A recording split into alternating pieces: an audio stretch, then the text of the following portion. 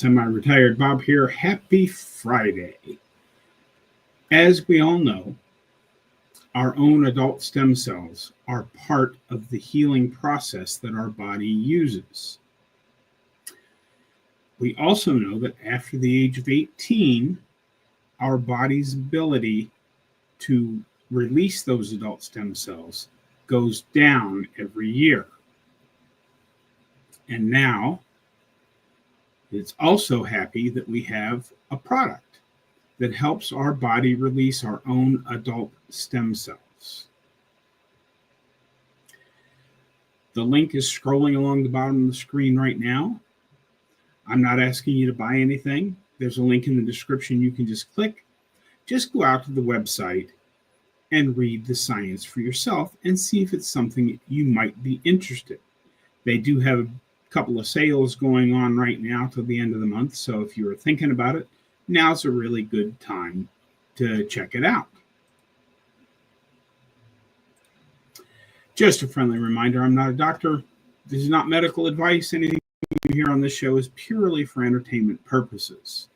And that's all I've got to say about that. I hope you're all having a great day. Josephine is here. Howdy, morning, y'all. And John is here. Hello, Bob and all. TGIF. Yes, I'm glad it's Friday.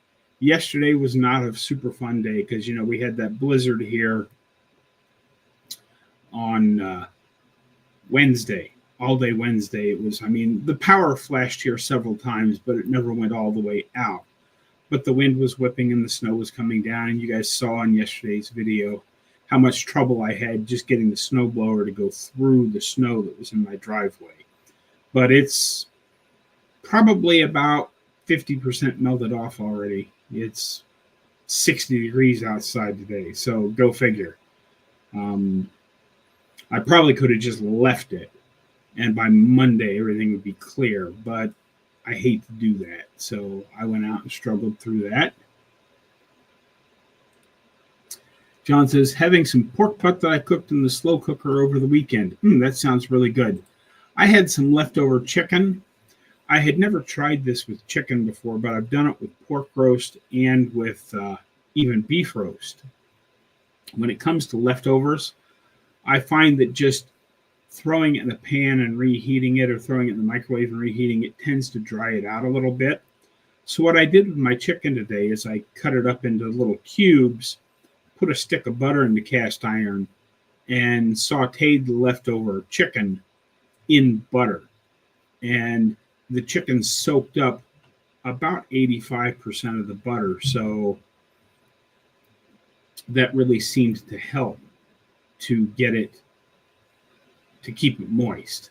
But yeah, that's what I've been doing. I've done that with pork roast several times, and I did it a couple of times with some leftover beef roast because when I first cooked it, it didn't turn out very well. This is the first time I've tried it with chicken, and that worked really well also.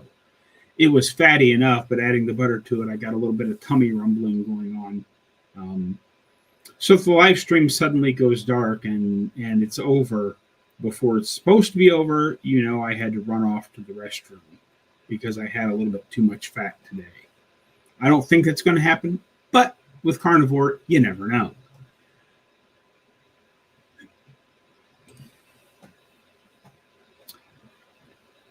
Yep, I feel you, Bob. It's been dropping into the 40s here in Central Florida. I'd say I feel sorry for you, but I don't. Not really. And let's see here. He's laughing at that. And hello, Keto Carney Cajun. Happy Friday to you, too. Hey, before everybody else gets here, there's only 9 or so of you in there right now, but let me ask you this. I have been considering moving the live stream because when it's on Friday, I can't have it this late once the miniature golf course opens. I have to move it up an hour. And I seem to be doing better in this time slot on Friday, but still not spectacular. What would you guys say to a Sunday late afternoon, early evening live stream? The reason I picked Friday originally was because I was in the time slot just before Ready, Set, Keto. And Ready, Set, Keto was just before Hungry Heath. So it gave people a good, 4.5 hour block of, an hour of me and then an hour of Ready, Set, Keto, and then, a couple 3 hours of Hungry Heath. I was thinking of going to Sunday evening. I originally rejected Sunday because there were a lot of live streams going on Sunday evening, but I've been looking over the schedule and I don't see as many live streams as there used to be on Sunday evening in the carnivore community. So I'm considering switching out and going to Sunday evening. Glad you're back. Wife had extra chores for me last Friday.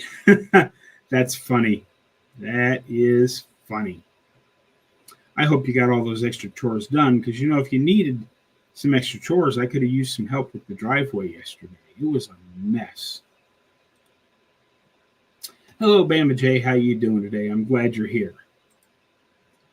And that works for me, Bob. John, thank you. I might even flip it around and go live again this Sunday. We'll see what happens, if I get enough stuff or how my videos go. I'm planning on getting out for a walk early tomorrow to get Saturday's video recorded because I was ahead a little bit and now I'm not anymore thanks to the blizzard. I didn't go out and walk in the blizzard on Wednesday. I had originally considered it and then saw how hard everything was blowing and all of the roads were shut down. It seemed a little bit too dangerous to go out in a blizzard to record a video. And the wind was howling. You probably couldn't have heard me anyway. So I did not go out and walk on Wednesday. So consequently, I am behind in videos again. I'll have Dustin in the morning on Sunday and you in the evening. Yeah. And Rick comes on Saturday mornings. So it should make for a decent weekend. Yeah, I try to watch Dustin when I can, but just like Rick, he starts so early on Sunday morning. I'm not usually, and Rick starts really early on Saturday. I'm not usually functional by then. Sometimes I'm awake and I'll turn him on my phone while I'm rolling out of bed and all that and making coffee. Oh, a little update on the coffee, because I said I was slowly going to reduce the amount of coffee in my coffee until I could quit, just like I did with the diet soda back when I first started.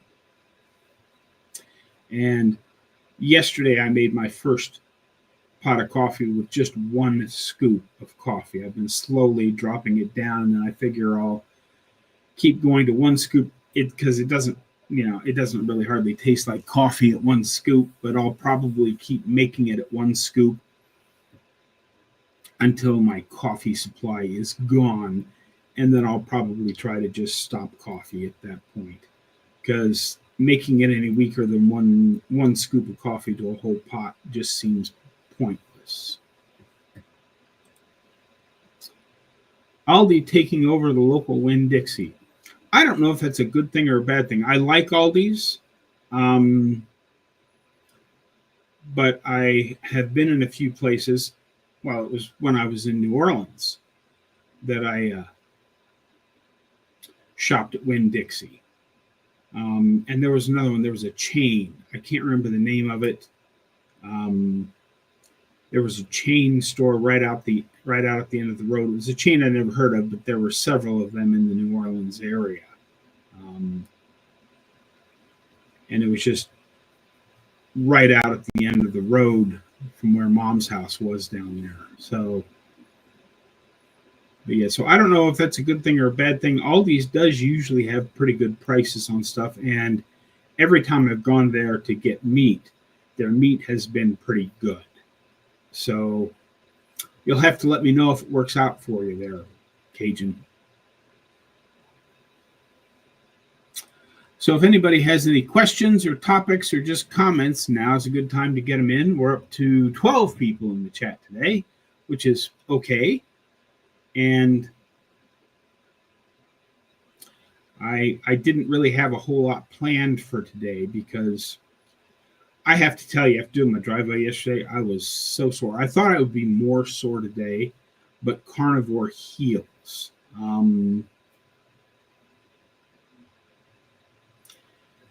After I got done with the driveway, because I went out after the stuff you guys saw in the video, I let the temperature work on that big berm at the end of my driveway for another 4.5, 5 hours, and I went out about 3:30, 4 o'clock in the afternoon and managed, because if you saw in yesterday's video, I couldn't even get the ice chipper to go all the way through the berm to break it up so the snowblower could throw it away.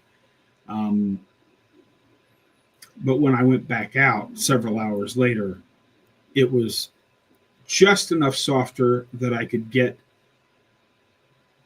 got about half the driveway, the berm cleared off. And that's if the mail truck wants to turn around or whatever, he can use my driveway because he usually does. And I'm just going to let the other half of it melt off now because it's 60 something degrees out there now. It's supposed to be almost 70 tomorrow. So hopefully that will take care of the rest of it. But I was so sore last night when I went to bed. I thought, oh, God, I'm not going to be able to move tomorrow. My shoulders and my back and everything's going to be so sore. But I woke up this morning and I can tell I did some extra stuff yesterday that I don't normally have to do. But it's not nearly as bad as I thought it was going to be. If I had tried to do this before Carnivore, I'd have been crippled for a week or two just trying to recover. And it was really hard. It doesn't really show up in the video, but even just the main part of the driveway, pushing the snowblower up and down through that heavy, wet snow, was a lot harder than any of the other ones. I liked the last blizzard better because it was that cold weather, light, fluffy snow that it was cold out, but the snowblower didn't even feel like I was pushing it through snow because the stuff was light and fluffy and just blew all over the place out of the way. It was really easy to get done. Even the berm where the snowplow had dumped stuff at the end of my driveway was much, much easier. But this last blizzard happened when it was, between 30 and 33 degrees, which makes for really wet, heavy snow. Well, let's get back in the comments here. We've already done that one. Stone. I don't know what that's. Let's see here. Stones throw. Rouse's. That's the one that I used to go to down there because it was right there at the end of the road from Mom's house. Didn't know if Aldi would be worth the trip versus the quality of meat. Yeah, I have now understand I'm not comparing Aldi to Rouse's because Rouse's, if I remember right, was a very good store. I'm comparing the Aldi's here to the stuff I get at Walmart in Omaha. Aldi is slightly more expensive than Walmart, but I can taste the difference in the beef at Aldi. I don't know how it will compare to what you've been buying at Rouse's, but you'll have to let me know.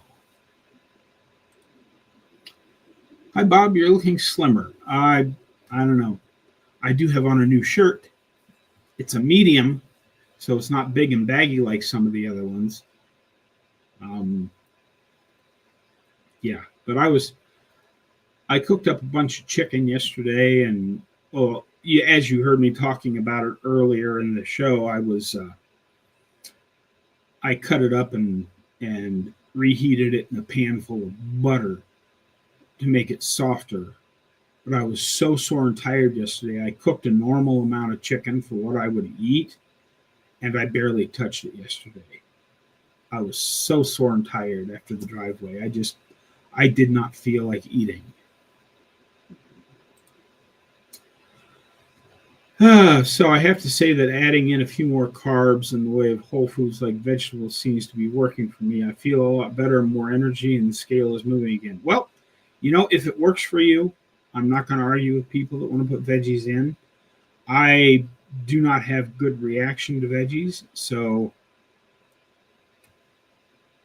I'm not going to do that. But hey, like I always say, if it's working for you, there's no reason to change. And if you found something that works for you, then by all means, keep it up. Sorry, Pinky wants to hit enter today versus shift. Ugh. Yeah, I understand. You get those days where you just can't make your fingers do what you're thinking you want them to do, and you end up typing poorly. Yeah, so did you guys see Dr. Barry's butter video that he put out? Oh, it's been 4 or 5 days ago now. Apparently, there's a new study out there that's all the rage in mainstream media about how reducing your butter and replacing it with healthy fats could, keyword there is could, extend your life. Ridiculous. Absolutely ridiculous. I would not go back to any of that chemical stuff that they call healthy fats. And I don't even use olive oil or avocado oil anymore because I feel so good on butter and tallow. Why on earth would I change? And, we've talked about studies a lot on this channel. Obviously, Professor K is the expert on that kind of stuff. But whenever you have an epidemiological study where they use food questionnaires, and they only send the questionnaires out once every 4 years, there are so many variables involved that you just can't make any real conclusions. But they're trying to make conclusions because, if you look at the total population of the type of people that might be involved in a study like that, how many of them are eating a lot of butter because they're keto or carnivore versus how many of them put butter on their toast when they have toast with butter and jam and a big bowl of cereal for breakfast versus people that, they have buttered toast with their fruit and then they go to the gym and work out. There's a thing called healthy user bias that I didn't really understand the first time I heard it, but people that are trying to be healthier tend to do things like go out for a walk, go to the gym, do other activities, even if they're not following what we consider to be a proper human diet. They're still tend to be healthier than the person who is having the leftover pizza from last night while he sits on the couch and watches, the Rosie O'Donnell show or whatever. I don't even know if that's a thing anymore. But you get the idea how there's so many variables that go into those things that you just can't make any concrete statements about any of the information that you so-called find out from that so-called study. It's ridiculous. And of course, there were 25 or 30 major news outlets that I would consider the legacy media, ABC, NBC, CBS, Newsweek, People, those types of places. They all had basically the same headline. So they're getting their walking orders. And I believe this study came out in direct response to RFK Jr. taking over Health and Human Services. Because he's definitely stepping up and starting the battle against the truly awful things. Now, do I think that the food pyramid is going to go away and be replaced by a carnivore pyramid for the country? No.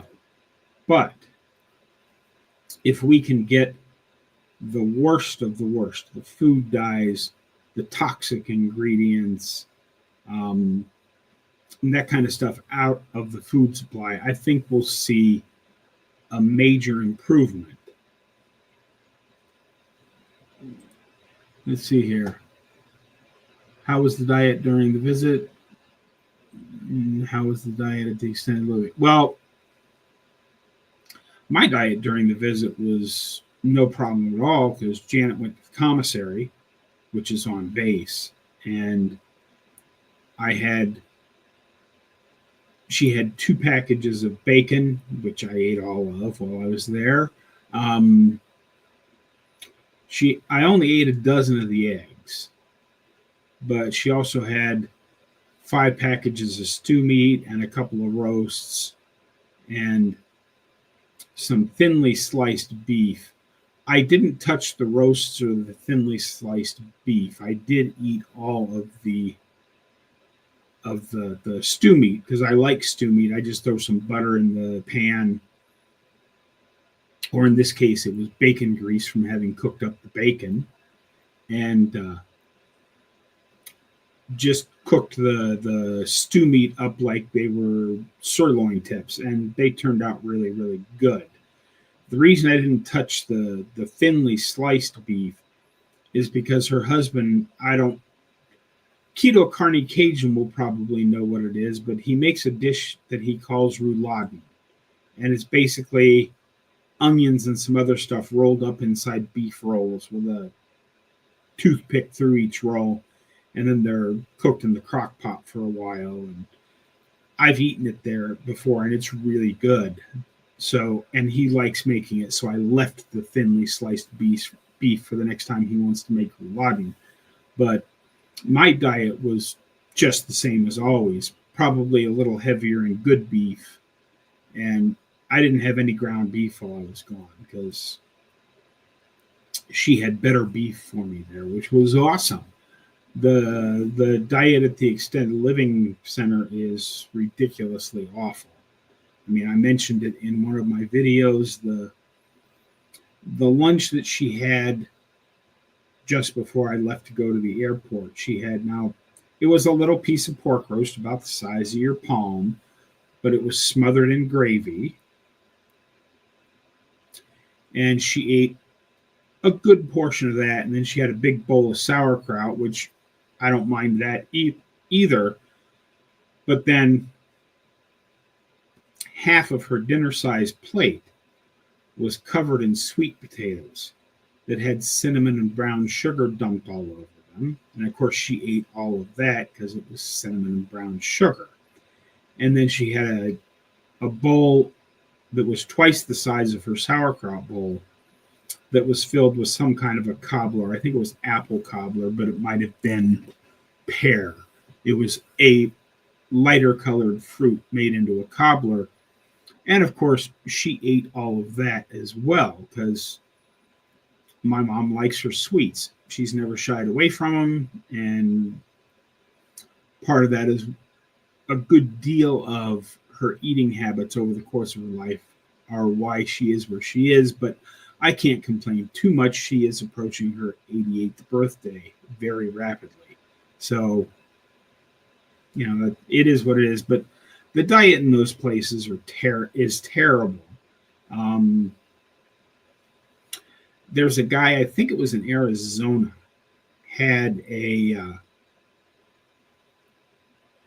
has 2 or 3 nursing homes, extended care facilities, where he makes you sign a waiver that you won't bring any outside food in to your loved one. And he has them all on ketogenic diets. And his release rates are almost triple the national average because a lot of the time when you go into a place like that, you never leave again. But he has a lot of people that come, stay for a while, get healthier, and get to go home again. And I really wish that would catch on, but it's, Medicare won't pay for that kind of stuff. So a lot of people can't get to a place like that. Let's see what Josephine has to say. It's amazing how much these so-called foods taste and smell like chemicals. So gross. Yeah, I used to love them, and now, they just don't look appealing. Nutrition is here. I love making carnivore food pyramids. Absolutely. I made a cool, I can't pronounce that word, plot recently with protein versus carbs versus fat. All right. And I just made brisket burgers and they're divine. Yeah, you can actually buy, there's a place out here, they ship all over the world, Omaha Steaks, and they have their regular hamburgers and they have their sirloin burgers and they have brisket burgers. And the brisket burgers are, of course, more expensive than the other ones, but you can taste the difference. They are very good. Ternary. Okay. I still don't know what that is, but that's okay. Emma is here from Alberta. Hello, Emma. How are you today? I'm glad you're here. Yeah, for those that weren't here at the start of the video, I am considering moving the live streams to Sunday late afternoon, early evening. If you have any thoughts about that, feel free to put them in the comments.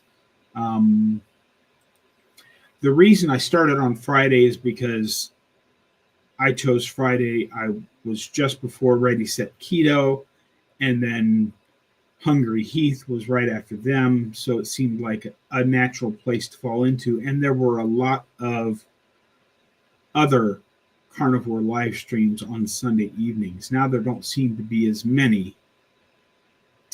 So I'm thinking I'm going to take and move it to Sunday evening so that when the miniature golf course starts back up again, I don't have to keep switching times, because I start at 3:30 Central now, but once the miniature golf course is open, if I stay on Friday, I have to move this back to 2:30 so that I can get out of here in time to be to work at 4.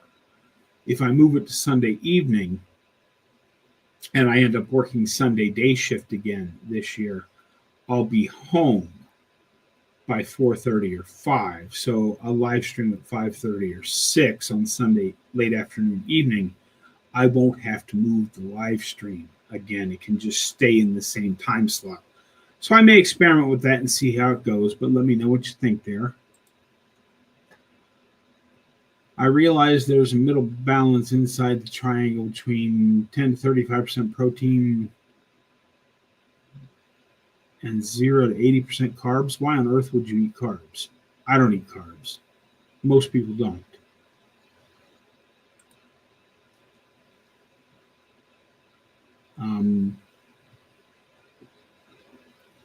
Okay. Yeah. I just hoped AI could figure it out and started making me plots. Okay. Yeah, I don't track anything. I never have. I just, when I'm looking at a piece of meat in the store, if it looks like about 1/8 of the package of meat is fat and the rest of it is lean meat, that's about a 1-to-1 fat to protein ratio. And I do okay on that. If it gets a little over that in fat, I still do okay. If it gets under that in fat, I don't do as well. So, I try to get to at least a 1-to-1 or a 1.2, 1.3-to-1 fat to protein ratio. And I just eyeball it. I don't track anything. I've never tracked anything. And I'm doing just fine. But people that like to track, more power to you. Just like John was talking about, he put some lower carb veg back in his diet, and he's doing very well with that. If it works for you, then by all means, that's what you should do. If it doesn't work, if what you're doing isn't working, then you might need to look at what you're doing and try to make adjustments. But if what you're doing works for you, there's no reason to change. There's never a reason to change.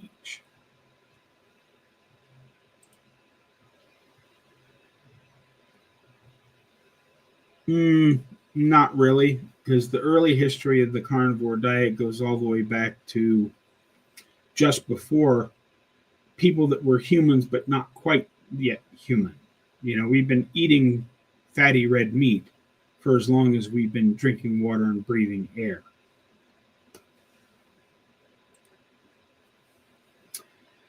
Any thoughts on deli meats? Now I hear potted meat and sausages are bronze medal choice. Yeah. The research on cancer causing is very, very poor. I have no problem with deli meats. I ate a lot of deli meats when I first started. It was, deli meats and Spam and potted meat and Vienna sausages are the main thing I ate when I did those first couple of carnivore videos. 29 pounds in 29 days, I think, was my second carnivore video. The thing that they like to say was cancer causing, because we talked about this earlier in the stream today about how studies are not very good.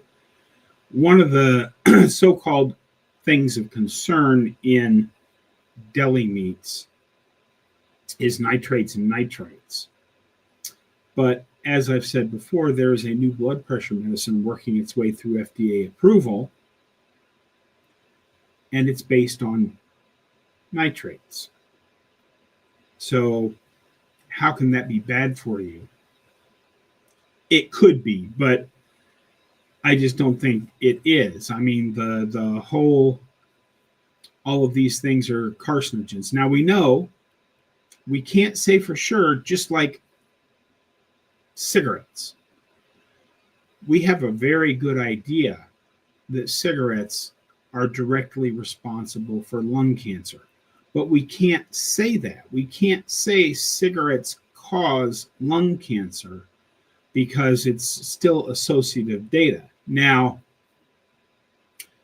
if the associative data that they're using for studies today shows one page of association, the association between cigarettes and lung cancer is the book War and Peace.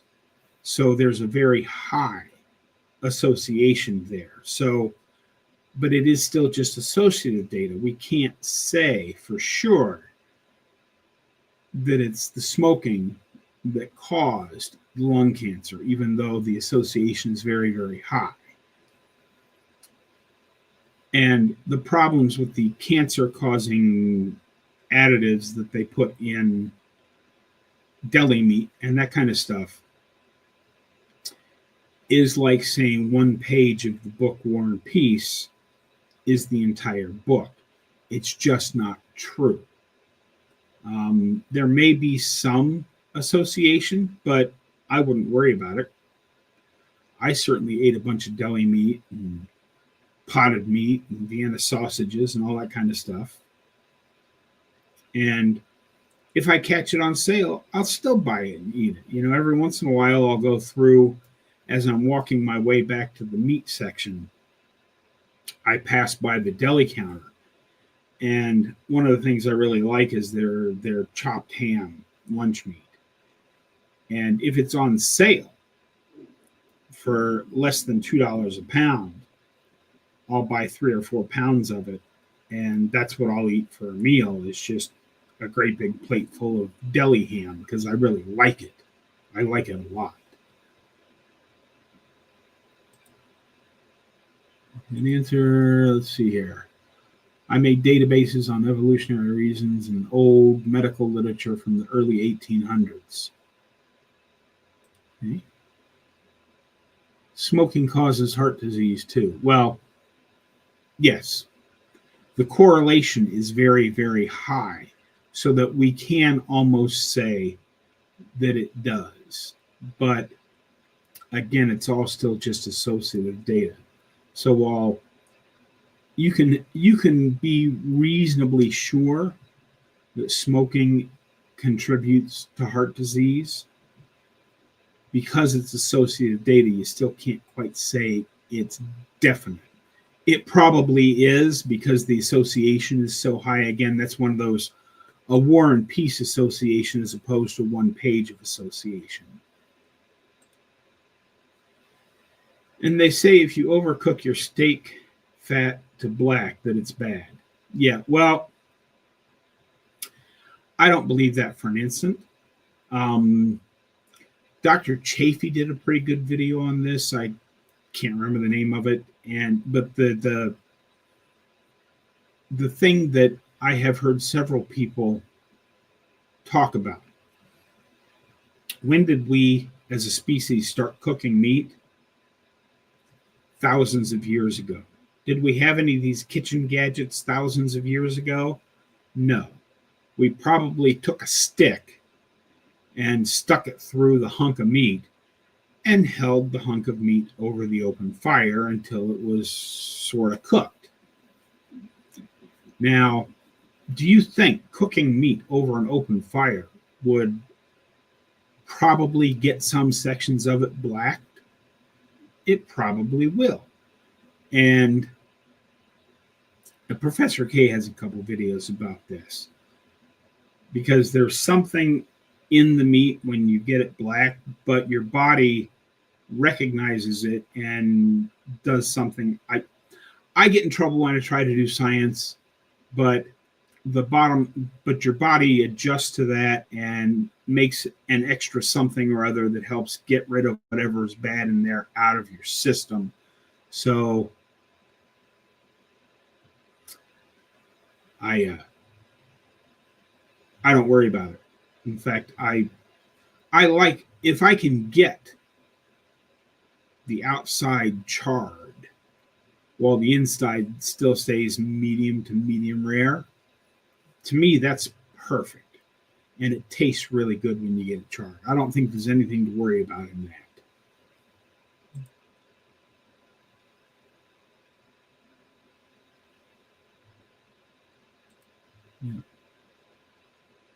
Yeah.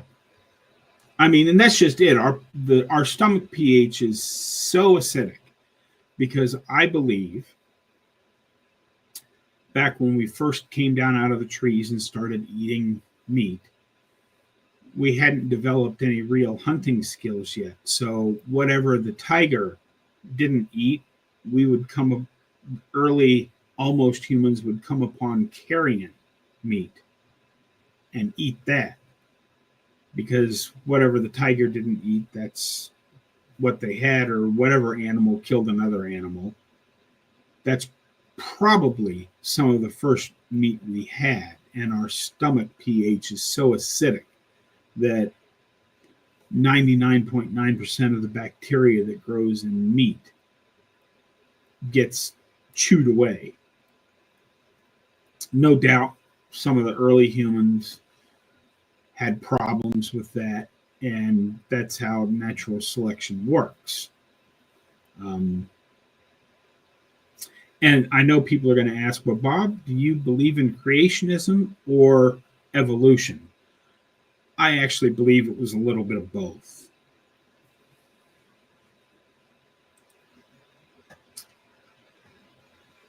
Like big elephants we killed 3 weeks ago. Okay. You must be in one of those countries where they have elephants, because the only elephants you see here in the States are in zoos. But yeah, our stomach pH can handle a lot of the stuff that happens. You know, I think we started off eating carrion, and then as we got a little smarter, we learned to make sharpened sticks and hunt in packs to take down our own animals. And the rest, as they say, is history.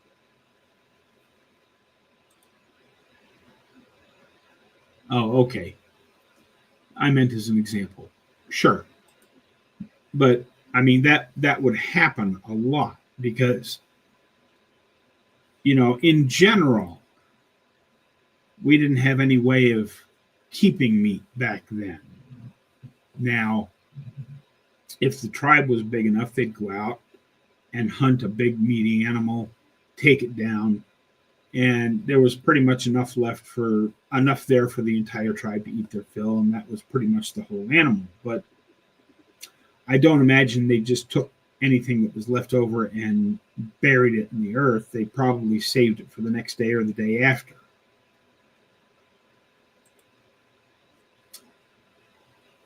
Don't you find it interesting with our big human brains that we are still trying to figure out what has worked for millions of years? Yeah. I think it was Dr. Barry that first said, but it might have been a Sean Baker or a Dr. Chafee video, or it might have even been Paul Mason. I don't remember. But they said, we are humans. We are the only species on the planet smart enough to engineer their own food and dumb enough to actually eat it.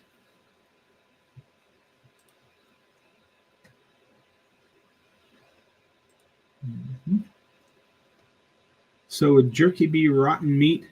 No, because the process of making jerky is one of the tried and true methods of preserving meat, just like drenching it in fat. I don't know if anybody has ever tried Carnivore bar or any other kind of pemmican. Basically, if you take the meat and you dry it, and then you mix back in the fat, it will keep pretty much forever. I mean, the American Plains Indians made pemmican a lot. You know, they'd go out and they'd take down a buffalo or two, and whatever they didn't eat right then, they turned into pemmican, which is what they used to sustain them through the winter when they didn't want to go out and hunt. Because as the blizzard in my video a couple of days ago showed, being outside in that kind of weather is not really a lot of fun. Yeah, it's dried meat. Okay, I still need to put the pemmican history and Stephenson's book in my history database. Yeah.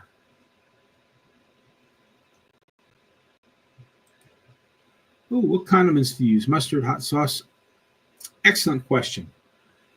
Every once in a while, I have a jar of just the 99-cent yellow mustard from Walmart in my fridge, and I will occasionally squirt a little mustard on stuff. I don't usually, but every once in a while, maybe once every couple of weeks, I'll use a little mustard. Because if you look at it, it's just mustard and vinegar. For the same reason I keep a bottle of hot sauce in my fridge, if I want something a little spicier, because that's just red pepper and vinegar. I don't know of anybody that has reaction to vinegar, but there may be some people out there. So these two items would not be good for you. And I've also done the experiment. I can't use black pepper. Black pepper kind of tears me up, but I don't have any adverse reaction to red pepper, which is why I ended up getting a bottle of hot sauce, because hot sauce is just red pepper and vinegar. And every once in a while, I'm in the mood for my bowl of ground beef to be spicy. So that's what I use. Yes, I do use a little yellow mustard, and I use a little hot sauce. You want to make sure that you're getting, just the cheapest yellow mustard that's out there, because the cheap mustards will just have mustard and vinegar. If you get into some of these fancier mustards, they'll have, if you turn the label over, they'll have a lot of really strange ingredients in them. So you want to be careful of those. But there's a Primal Kitchen, I think, is the brand name. They make some condiments. Or if you go to like Nisha's channel, Nisha Berry's channel, and Kim Howerton, they have, recipes for butter mayonnaise that you make yourself, and it's very clean. It's basically just, I don't know, it's butter and vinegar and something else. But a lot of people make their own mayonnaises, but the stuff that they sell under the Primal Kitchen label. Tends to be very clean if you really need other condiments. They're worth trying, but just like with everything, only try one at a time to see if you're going to have a reaction to it or not. And once you've established that this particular thing doesn't cause me to have any reactions or adverse effects, then you move on to the next one.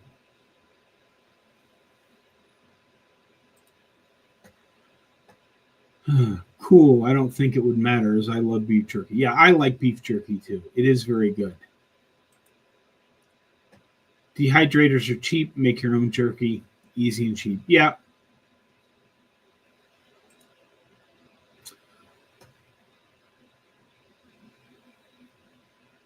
And let's see here.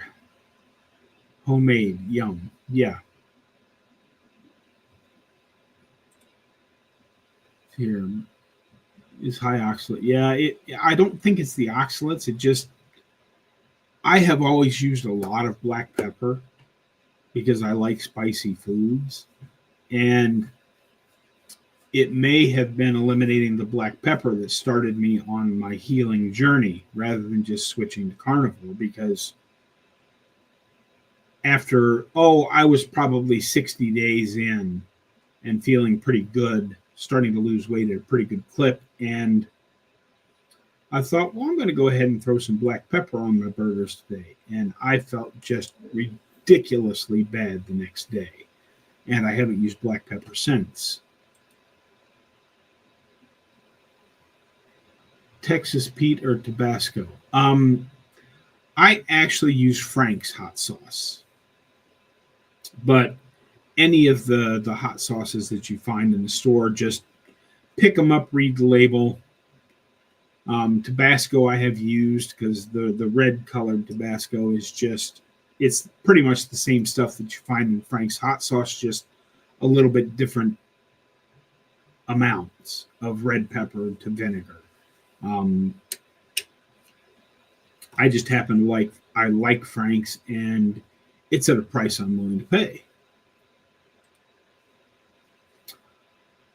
I just bought a new Corsi air fryer oven, and it has dehydration settings. I'm curious to see if I can make some carnivore chips from thinly sliced meat in there. You know, I have probably that same one or one very similar to it, and I have always intended to try and do that, but I've never gotten around to it. I still have the air fryer up there. I hardly ever use it because, what can I say? I like cooking stuff in a cast iron skillet. But I still may do that experiment sometime this summer. We'll just have to see. Yes, there is white pepper.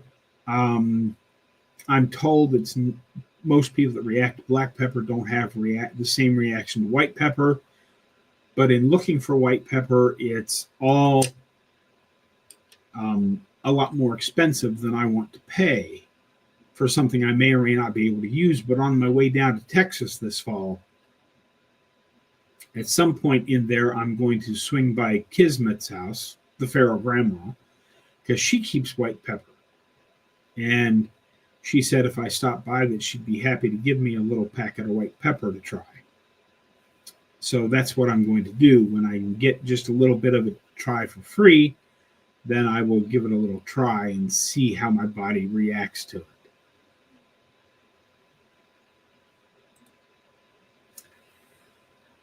Have you ever done a stretch on the lion diet, considering trying to step things up? Well, I pretty much eat a lion diet now. I have been lion for the last, there was a stretch early in my journey, and then again recently.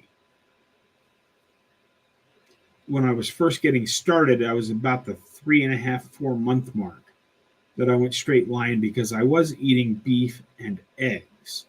And it was eggs were causing me to not feel great, were making my stomach upset. Well, come to find out, it was not actually the eggs. I was still going on the cheap, and I had some avocado spray. avocado oil spray that I would spray into the pan before I fried the eggs. And that's what was making me upset to my stomach. And recently, I've been eating ground beef and eggs for the last year and a half, but about a month ago or so, maybe only 3 weeks, I stopped buying eggs because they'd gotten expensive enough to the point where, well, for the cost of a dozen eggs, I could get 1.5 pounds of ground beef. So, the eggs were originally added back into my diet to keep the costs down. But, because when you're buying eggs at about 10 cents a piece, that's a fairly cheap way to go. But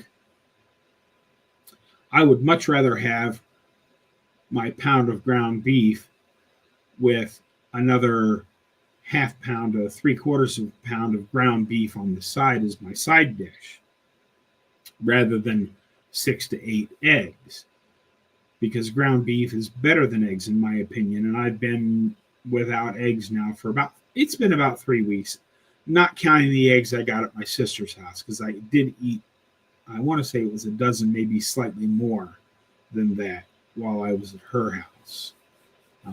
But those were fried up in bacon grease, so they were pretty good too. And I'm not sure what kind of eggs they were. They were extra large, and they were from the commissary. Because my sister and her husband are both retired military, and they live right next to an air base in Fairborn, Ohio. It's not actually Dayton. And why would they go to a regular grocery store when they can go to the commissary on base and pay much less than, the price on their packages of beef that they had was, I won't say significantly cheaper than what I can buy beef for here in Omaha, one of the beef capitals of the world, but their prices are very competitive even in beef. So I have no idea what they were paying for all that stuff, but it worked out to be pretty good. So I have done stretches of lion diet. Like right now, I had chicken, which isn't technically lion diet, but I've cut out eggs again. Drove truck for 25 years. Do you ever miss driving the big trucks? Not at all. I miss the driving part of it because I love to drive, but in watching other truckers that have YouTube channels post stuff up that they've seen out there, I do not miss being around other truck drivers, especially if you look at it, the industry is just gotten overrun by idiots that are steering wheel holders rather than truck drivers. And I'm just as happy not to be out there amongst the steering wheel holders, because they're the ones that cause all the accidents. And I managed to go through my entire career as a truck driver without any accidents. And I had one ticket, and that was an overweight ticket that wasn't my fault. The trailer that I was pulling wasn't as long as the decal on the side said it was. So I was pulling for a gravel company, and I had figured up how much I could haul based on the length of the trailer, but the trailer was mislabeled and it was 2 feet shorter than the decal on the side of the trailer said it was, which made me overweight. I actually went to court to fight that, and because it was the day before a holiday, the guy came out and said, I tell you what, we'll dismiss the ticket if you pay court costs. Okay, fair enough. And that's the only ticket I had the entire time I was driving trucks. And Rick is here. I'm still trying to adapt to the time change. Yeah, I understand. The time change is rough. I don't like it. It usually takes me a couple of weeks to get used to it again. I think it's silly, but that's the way it is. Yes, next week will be a month without eggs for me. Yeah. And I think you and I quit eggs at about the same time, Rick, because, well, to be honest, eggs had gotten to the point where you could get a whole nother pound of ground beef for the cost of a dozen eggs. And I'd much rather have a pound of ground beef than a dozen eggs. I don't know about you. I feel you trading eggs for gold and precious metals now. Well, according to the news, the price is coming down. I don't know if I don't know if it's hitting everywhere, but they keep saying how the price of eggs is dropping. One thing about Omaha, we're fairly recession proof here. As prices start to go up, we're one of the last ones to see the price increases. But on the flip side of that, as prices are going down, we're one of the last places to see the decreased prices also. I got some cheap eggs from a local farmer for $2.50 a dozen. Yeah, and see, at $2.50 a dozen, I'll pay that for them because that's cheaper than ground beef. I agree 100% on the steering wheel holders. Yep, see, you know what I'm talking about. Oh, my pork belly had two nipples I've not seen since I was a kid. We used to cut up our own pigs. We had goats, sheep, ducks, and chickens. I never got to help with the cows, not sure why. Yeah, and I'm kind of hoping for that. Once I get, the basic necessities on my property in Texas, I get my shipping container on site, I get it built, I get a roof over top of it to start collecting rainwater. And then a couple of years in, as my water storage tanks fill up from the rainwater, I then hope to get some chickens and some either sheep or goats. I think goats are probably easier to take care of in the desert. I would like to get a cow at some point, but I'm not sure I can handle a cow. We'll see what happens moving forward. But, some chickens and some goats and maybe a pig or two. Basically, all of my own food in living form right there on the homestead would be perfect.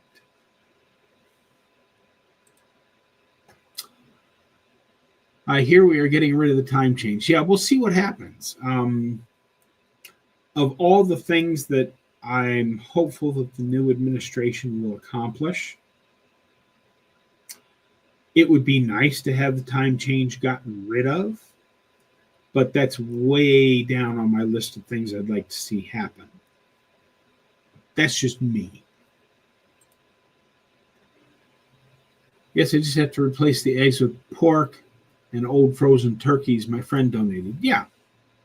And I mean, pork is not bad. I don't buy pork as often, but I do add, like I have a pork roast in my freezer right now because even though I'm still getting ground beef at about $3 a pound because I live in Omaha, because I'm not getting cheap eggs and I'm adding more meat to my meal. I fluffy that up. Like I said, the chicken I just cooked yesterday, I think was $1.24 a pound. And the pork roast that's in my freezer was like $1.59 a pound. It was not $1.70 a pound. It was less than that. So, do I feel best when I eat just beef, salt, and water? Absolutely. But when you're on a fixed income and you're trying to save money so that you can go to Texas and start a homestead, you make what sacrifices you have to. And I see Bert has arrived. Hello, Bert. Glad you made it. And for those that came in late, the one thing that I really talked about early, because we're getting down to the end of it here, I am considering moving the live stream to Sunday late afternoon, early evening, like around 6 o'clock my time, which would be 7 o'clock Eastern time. If you have any thoughts about that, you can let me know either now in the comments or down in the comments underneath this video when it gets posted. The reason I originally chose Fridays was I was going before Ready Set Keto, who went just before Hungry Heath. And there were a lot of people doing Sundays at that time. But because I'm on Friday, I have to move the time to earlier once the miniature golf course opens up for the summer.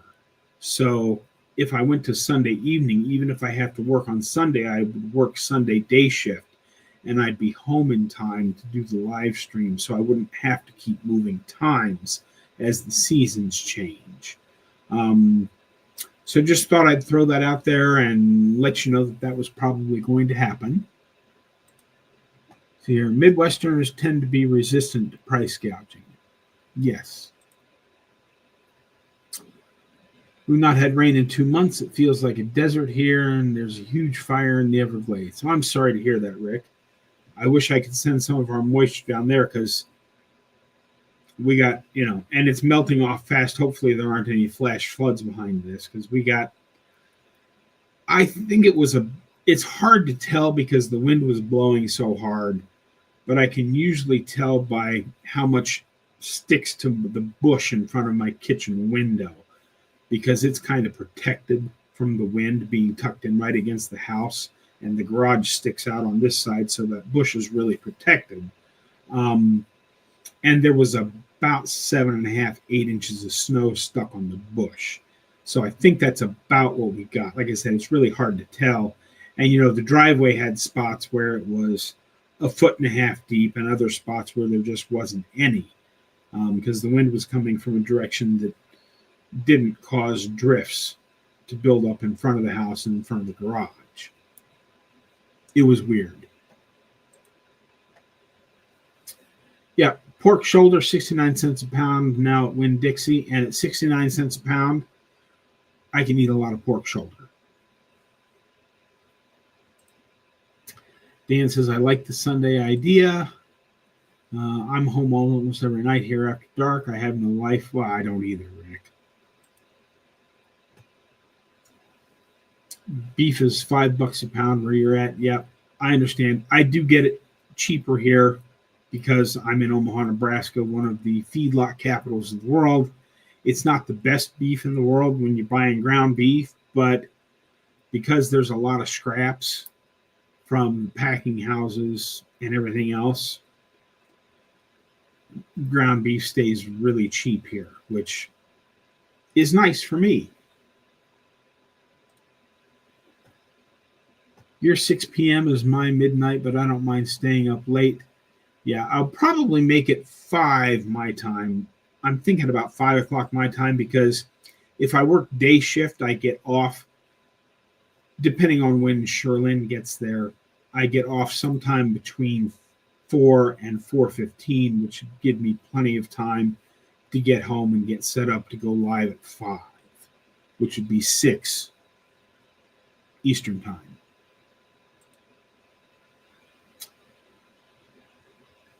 Would it be cheaper if a bunch of us went in on buying a half a cow?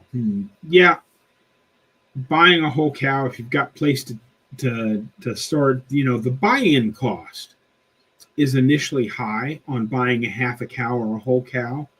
But if you buy it from a reputable butcher, a reputable farmer, and then get sent to a reputable butcher to cut it up for you, it comes out to, I figured it up, I could get a whole cow for, it would be about $6 a pound, which sounds expensive, but there's a lot of, and you get a lot of ground beef with that, but you also get a lot of steaks. So at $6 a pound, it works out pretty doggone good. I just don't have the freezer space for it. I'm not going to have the freezer space when I don't want to buy a big freezer for here because I won't have the power to power a big freezer down in Texas for a couple or 3 years, depending on how construction of everything else goes. I need to buy a whole cow, but my neighbors would freak out when I processed it. That's funny. What's that? Put up a party tent. Yes, there you go. Well, folks, we've gone over a little bit, which is perfectly okay. But before I go, I do want to say thank you for hanging out with me today. I really appreciate it. I've said this before, but I'll say it again. This is one of my favorite hours of the week because I sit down and talk about whatever you guys want to talk about. we talk about whatever comments pop up. I do have a couple of subjects that I usually try to bring up. But if we don't ever get to them, that's okay too, because I would just as soon talk about what you guys want to talk about. I really enjoy this. I make all my other videos walking around the block while I talk to my camera, which is fun, don't get me wrong. But doing these live streams makes me feel like we're all sitting in a room together having a chat, which is a lot more fun. But all that being said, I do want to thank you all for being here today. And don't forget to get out there and be 1% better today, tomorrow, and every day. Have a great day, folks. I'll see you in the next one.